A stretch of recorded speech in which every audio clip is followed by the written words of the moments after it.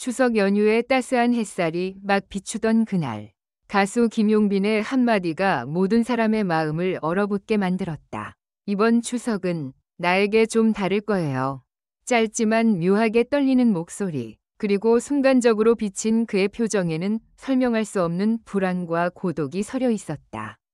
평소 밝고 다정한 미소로 팬들에게 행복 트로트의 아이콘이라 불리던 김용빈이기에 그 변화는 더욱 충격적이었다. 그의 매니저는 그날 이후 휴대전화를 손에서 놓지 못했다. 형이 왜 그런 말을 했는지 모르겠어요. 뭔가 감정이 폭발하기 직전 같았어요. 팬들 역시 불안한 마음으로 SNS를 뒤덮었다. 용빈 오빠, 무슨 일이에요? 추석에 울었던 이유가 뭐예요? 라는 댓글이 수천 개나 쏟아졌다.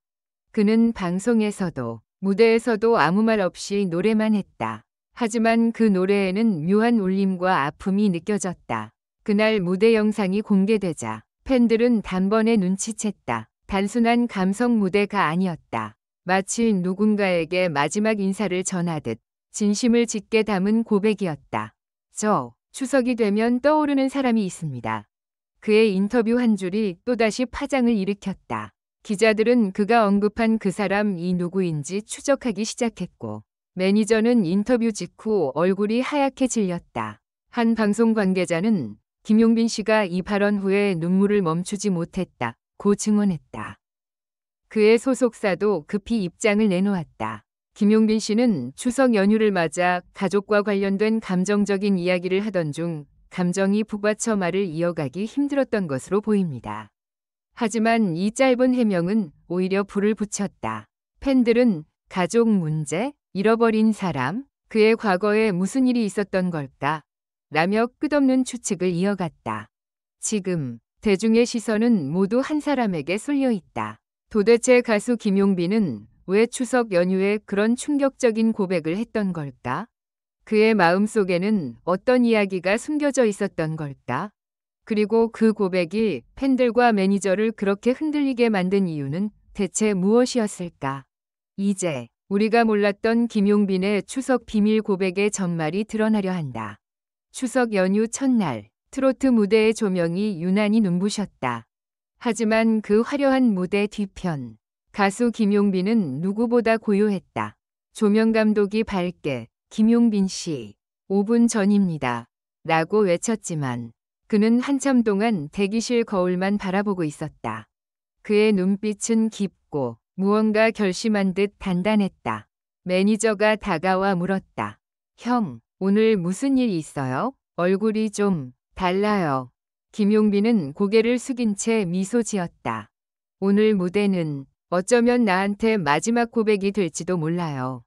그 한마디에 매니저의 손이 굳었다. 평소 농담과 의투로 현장을 밝히던 김용빈이 이렇게 의미심장한 말을 꺼낸 적은 없었다. 그는 다시 조용히 이어 말했다. 추석만 되면 생각나는 사람이 있어요. 아직도 마음속에 빚이 남아있어서요. 그날 무대는 사랑의 콜센터 추석 특집. 화려한 조명, 수많은 카메라, 환호하는 팬들 속에서도 그의 모습은 어딘가 슬펐다. 그가 부른 곡은 사랑은 돌아오는 거야. 첫 소절을 부르는 순간 그의 목소리는 평소보다 한층 낮고 떨렸다. 마치 노래가 아니라 자신의 지난 시간을 고백하는 듯한 울림이었다. 그의 눈가에는 미세한 눈물이 맺혀 있었다. 그 장면을 본 손비나는 놀란 표정으로 숨을 삼켰고 MC 붐조차 말을 잇지 못했다. 노래가 끝났을 때 관객석은 폭발적인 박수로 가득했지만 김용빈은 마이크를 내려놓지 않았다. 그는 마침내 조용히 입을 열었다. 여러분, 오늘은 조금 다른 이야기를 하고 싶어요. 순간 스튜디오의 공기가 멈췄다. 몇 해 전 추석 아침에 어머니께 마지막 인사를 드렸습니다. 그의 목소리는 떨렸고 눈동자는 흔들렸다. 그날 이후로 추석은 제게 기쁨의 날이 아니라 미안함의 날이 되어버렸어요. 무대 위의 조명이 그의 눈물을 비췄다. 관객석에서는 여기저기서 훌쩍이는 소리가 들렸다. 손비나는 조용히 손수건을 건네며 말했다. 용빈 오빠, 이제 그만 마음 아파요. 하지만 그는 고개를 저었다. 이제는 말해야 할 때인 것 같아요. 숨기면 더 아파지니까요. 그 고백 이후 녹화장은 일시 정지되었다. 제작진은 예기치 못한 감정 폭발에 당황했고 매니저는 급히 무대 뒤로 달려갔다. 그는 손으로 얼굴을 가린 채 오열하고 있었다. 왜 이제야 이런 얘기를 했어요? 매니저의 목소리가 떨렸다. 형, 팬들이 걱정해요. 왜 혼자 아파했어요? 김용빈은 천천히 대답했다. 가족을 떠나보낸다는 게 아직도 믿기지 않아요. 그날 바쁘다는 이유로 전화를 못 드렸거든요. 그게 마지막이 될 줄은 몰랐어요. 그의 말은 칼처럼 가슴을 찔렀다. 그는 늘 효자로 불렸지만 마음속 깊은 곳엔 못다한 인사에 대한 죄책감이 남아 있었다. 그래서 추석마다 그는 무대에서 밝게 웃으면서도 무대 뒤에서는 혼자 눈물을 삼켰다. 그의 노래가 그렇게 깊고 진한 이유였다. 그의 고백이 방송을 통해 공개되자 팬들은 순식간에 SNS를 점령했다. 그의 슬픔이 느껴져서 울었다. 이제 용빈 오빠의 노래를 들을 때마다 마음이 먹먹하다. 그는 단순한 가수가 아니라 진짜 이야기꾼이다. 라는 글이 폭주했다. 그러나 동시에 걱정도 커졌다. 그가 최근 무대에서 여러 번 쓰러질 듯한 모습을 보였기 때문이다. 한 팬은 직접 병원으로 꽃을 보내며 당신의 목소리가 우리에게 희망이지만 당신의 건강이 더 중요해요라는 편지를 남겼다. 매니저는 김용빈을 병원으로 데려갔다. 의사의 진단은 심한 피로 누적과 감정적 스트레스. 의사는 단호히 말했다. 한동안은 무대에 서지 마세요. 지금은 마음이 먼저 회복돼야 합니다. 하지만 김용빈은 병실 창가에서 노트북을 켜고 있었다. 그 안엔 새로 쓴 곡의 제목이 있었다. 추석의 약속. 그는 말했다.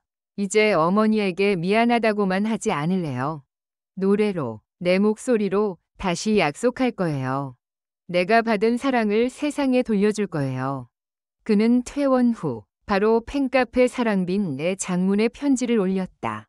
추석은 여전히 슬프지만 이제는 그리움이 아닌 감사의 날로 만들고 싶습니다. 저를 걱정해주신 모든 분들께 진심으로 고맙습니다. 제가 부르는 노래마다 여러분의 마음이 함께 울리길 바랍니다.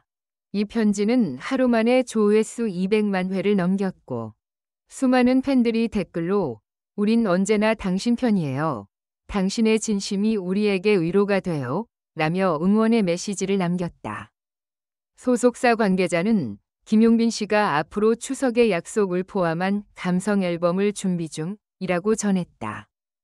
그는 단순히 상처를 드러낸 것이 아니라 그 상처를 음악으로 승화시킨 아티스트로 거듭나고 있었다. 그의 목소리는 이제 슬픔의 끝에서 희망을 노래하기 시작했다.